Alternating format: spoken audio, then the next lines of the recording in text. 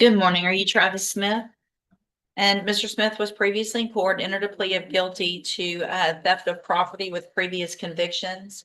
And I've received the pre-sentence report. Have you both had an opportunity to review that report? I've read it, John. I have, Judge. Are there any additions or corrections? No, well, one thing is it's an addition, and I just found out about it Friday. In the report, it says his mother abandoned him at 3, which is true. But she's now straightened herself out and she's helping run a rehab center in Lafayette, and it's going to become part of his life. He's got 2 uncles here. So he has, they're in the courtroom. He has strong family support, Okay, a lot stronger than what that says. good. Thank you. Uh, I am also going to take judicial notice of the court's file. Mr. Smith was previously found not competent and was sent to the John Dunn Behavioral Science Center and restored competency. Any issues right now before sentencing with competency? No, I think have you been taking medicine in jail? Okay. I don't think so, yeah. Okay, But perfect. I'd have to be a psychiatrist to truthfully answer it, Okay. correctly answer it. All right, so Mr. Smith, I'm going to find that you previously entered your plea of guilty freely and voluntarily. Find sufficient evidence to find you guilty, and at this time, follow the agreement that you made with the district attorney. Find you guilty of theft of property with previous convictions. Sentence you in accordance with that agreement to a term of 2 years in the state jail prison. But that will be probated for 5 years, so you'll be on probation for 5 years. You're ordered to pay the $1,000 fine and to follow all of the rules and conditions of probation.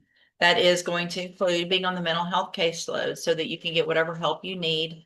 Follow all of those recommendations, meetings, medication, whatever. That's all part of your probation now. You do all of that. This is a great opportunity for you to get your life back on track. And you'll be able to serve that 2-year sentence while you're out on probation. The other side of that, though, is if you violate any condition of probation, you'll be brought back into court and you could be facing that 2-year sentence that you've agreed to. Do you understand? Yeah. I'm handing you 2 things. One is the trial court certification that shows this was an agreement that I followed, and so you waived your right to appeal. I've also handed you a written admonishment regarding your ineligibility to possess a firearm or ammunition. Because of the judgment entered against you, you're ineligible under Texas law to possess a firearm or ammunition. Possession of a firearm or ammunition could lead to charges against you. If you have any questions about the laws that make you ineligible to possess a firearm or ammunition, or about how long that lasts, you can talk with Mr. Adams. Judge's misdemeanor will be dismissed. Yeah, Okay, that's what I was thank you. gonna say. All right, so they'll get that misdemeanor dismissed as well as part of that this morning. Okay, good luck to you. Thank you, Honor. He'll be released today. He should be, Yeah. yeah, as long as there's no other hold that misdemeanor, once if there's nothing else in the other county. But if it's just this, yeah, you should be released today and you'll get some instructions today before you leave the courtroom from probation. To tell you exactly what to do when you're released, okay? Okay, Thank you, Honor. yes, sir. Ms. Delays, you have Jeremy Alexander, sir, you John Hill, and let me get this pulled up correctly. Mr. Rojas, will your client waive a formal reading of the motion? He will, yes.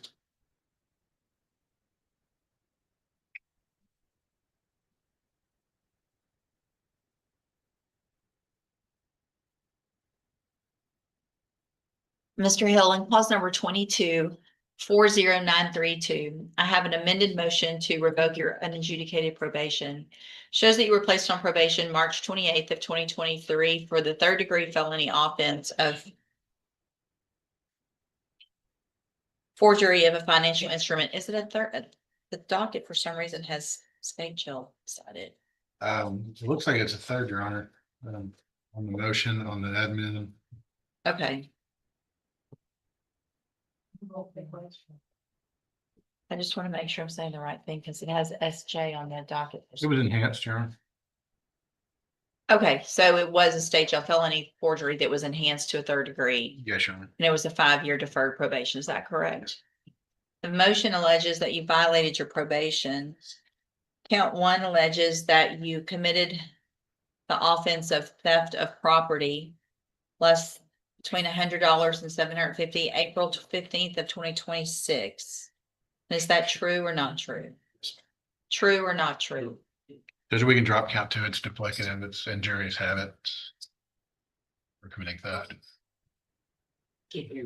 I'm sorry, we're gonna drop count two just because it's duplicative.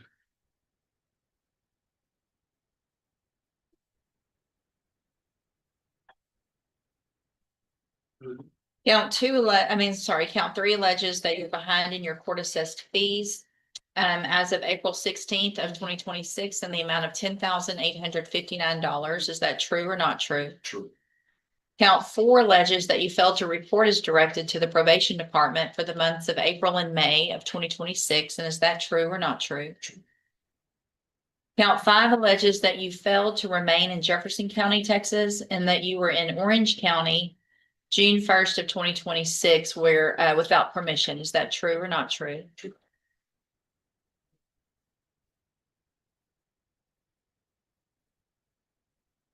And then count six alleges that you failed to immediately report the arrest for theft of property to your probation officer. And is that true or not true? True. Did you enter your pleas of true to counts 1, 3, 4, 5, and 6 freely and voluntarily? Yes, And did you plead true to those counts because they're actually true? yes. Give me just a second. I need to look back at some things to understand.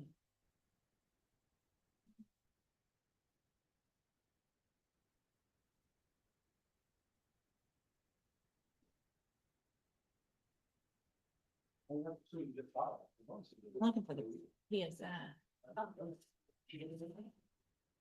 Also.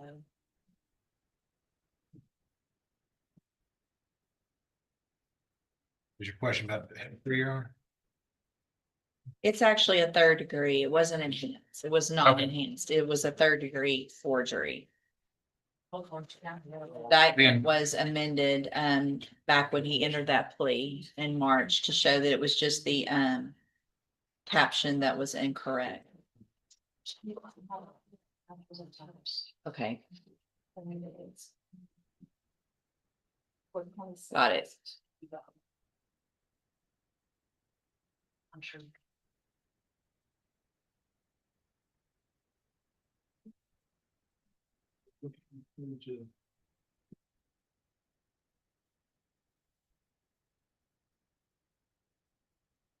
What is the status of the new theft case? It's pending, Judge. When this is over, we're gonna take him down the hall and give him plea to that one as well.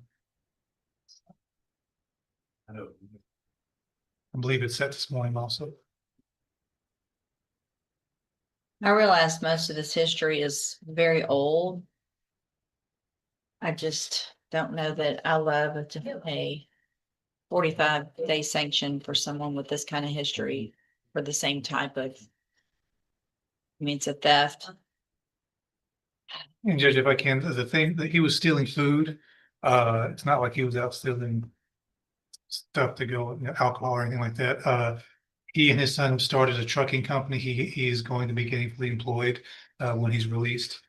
And I think, as far as I know, the court's not really concerned about the money, but he did have an accident which made it hard for him to stay up to date on probation fees. He's trying to turn his life around, Judge. I think like I said, he started the trucking company. That's a step in the right direction, I think. All right, so Mr. Hill, I have here on the tablet some documents that have your signature on them that the state's marked as exhibit number 1. Before you sign these, did you go over them with Mr. Rojas? Yes, ma'am. Do you fully understand them? And do you understand if I follow the agreement that you've made with the district attorney that you'll be waiving or giving up any right to appeal? Yes. Now, it looks like the agreement is for me to continue you on probation, but order a 45-day sanction as a condition and with the, I guess, the caveat that you're going to go take care of the other case. There's going to actually be a plea. It's not getting dismissed, correct? That's correct, Your Honor. Is that your understanding? Yes. Obviously you can tell I don't love this agreement. I want to make sure you understand if I follow this agreement and you're in trouble and you're in here again on another motion, it's not going to go this way. Okay. But I'm embarrassed.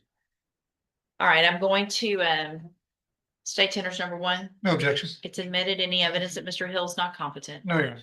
All right, sir, I'm going to find that you entered your pleas of true to counts 1, 3, 4, 5, and 6 freely and voluntarily.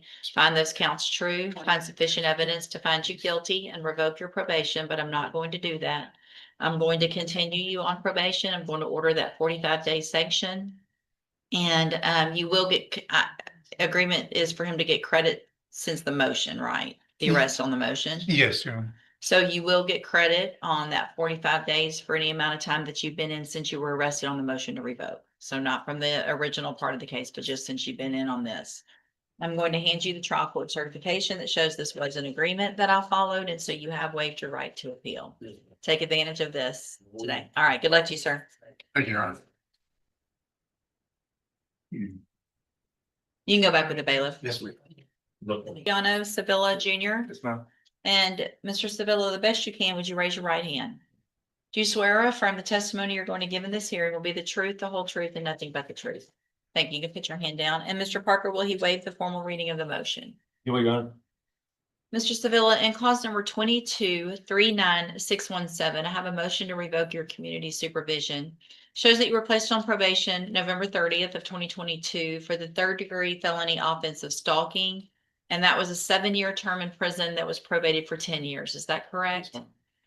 The motion alleges that you violated your probation. Count 1 alleges that you committed the new offense of criminal mischief, May 23rd of 2026 in Orange County, Texas. And is that true or not true? That's true. Count 2 alleges that you committed the offense of stalking, May 22nd of 2026 through May 28th of 2026 in Orange County, Texas. And is that true or not true? That's true. Count 3 alleges that you failed to, it's really the same. It is, Judge. This was a motion that was filed rather quickly at the court's request, so I put everything. Yeah, no, that's fine. I appreciate that. I'm gonna skip 3.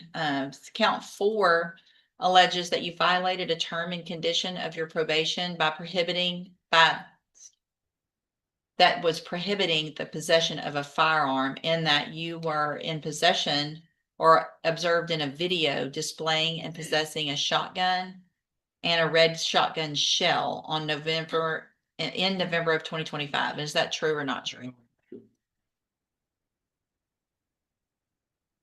Count 5 alleges that you violated the term and condition of your probation that required you to have no contact with the victim, Cynthia Gonzalez, and that on May 23rd of 2026, you sent text messages to Cynthia Gonzalez in violation of that order. Is that true or not true? That's true, Mom.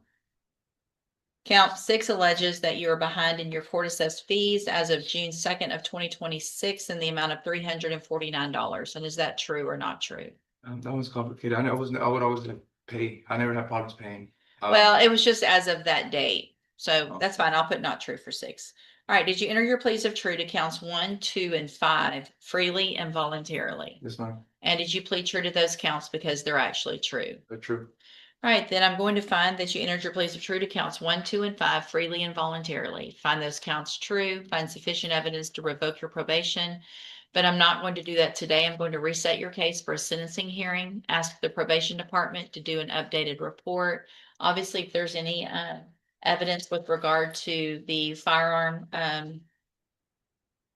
allegation in count 4, we can hear that. It shouldn't take too long if you want to have somebody here on that. Well, Judge, and just so you're aware, I did contact Orange County DA's office last week. They do not yet have that case. In anticipation of these pleas of true or not true, I reached out to them. I also reached out to Detective Taylor at the Bridge City Police Department. I would like to bring him at the sentencing regardless of these pleas for the court. I think it'd be important based on the fact that he's on probation for the stalking. It's the same victim, Miss Gonzalez, in both cases. I've handled it since the beginning of it. So if you would allow us a little bit of extra time, I'd like to bring that detective Sure. as well. And we could do that on a regular morning Yes, docket, that'd be but fine. yeah, Just that would you be, note, I'll have a witness or two. okay. Do you anticipate witnesses? This my client. Okay, so we'll just make a notation that there will be witnesses and maybe put this one at 11 for a sentencing, and we'll get an updated pre-sentence report. Anything that you think is important for me to know, get that information to Mr. Parker. Then I'll give him later. I understand. Yeah, just you'll talk before sentencing, and he'll present all that to me on your behalf when we come back. All right, go back with the bailiff. Come see. You get this. This courtroom session shows how quickly a probation case can change when new violations come to light. In the first case, the judge gives the defendant an opportunity to move forward under 5 years of probation, with conditions focused on compliance and support, while making clear that future violations could bring the original sentence back into play. The next hearing takes a different turn as the court reviews multiple probation violations, including a new theft allegation, missed reporting requirements, unpaid court fees, and leaving the required county without permission. Even after finding several allegations true, the judge chooses to continue probation and impose a 45-day sanction rather than immediately revoke the opportunity. In the final case, the court reviews allegations involving new offenses and other probation conditions, accepts several admissions, but delays the final sentencing decision so an updated report and additional information can be considered. Across all 3 hearings, the key takeaway is that probation is not simply freedom from a sentence, it comes with conditions, responsibilities, and consequences when those conditions are ignored. The court's decisions also show that judges may consider the defendant's circumstances while still holding them accountable for their actions.